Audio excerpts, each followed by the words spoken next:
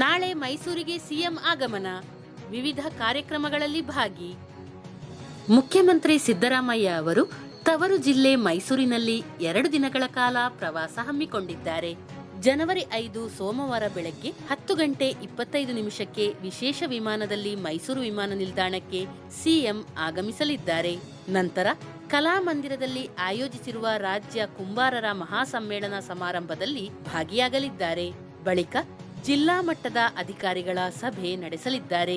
ಸಂಜೆ 7 ಗಂಟೆಗೆ ಕರ್ನಾಟಕ ವಸ್ತು ಪ್ರದರ್ಶನ ಪ್ರಾಧಿಕಾರದ ವತಿಯಿಂದ ಪ್ರಾಧಿಕಾರದ ಆವರಣದಲ್ಲಿ ಆಯೋಜಿಸಿರುವ ಡ್ರ್ಯಾಗನ್ ಪಾಂಡ್ ಅನ್ನು ಉದ್ಘಾಟಿಸಲಿದ್ದಾರೆ. ಸಂಜೆ ಮೈಸೂರಿನಲ್ಲೇ ವಾಸ್ತವ್ಯ ಹೂಡಲಿದ್ದಾರೆ.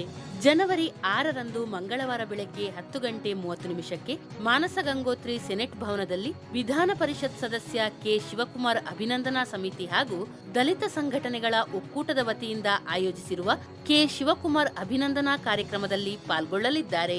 ನಂತರ ಜಿಲ್ಲಾ ಮಟ್ಟದ ಅಧಿಕಾರಿಗಳ ಸಭೆ ನಡೆಸಲಿದ್ದು, ಬಳಿಕ ವಿಶೇಷ ವಿಮಾನದಲ್ಲಿ ಬೆಂಗಳೂರಿಗೆ ತೆರಳಲಿದ್ದಾರೆ.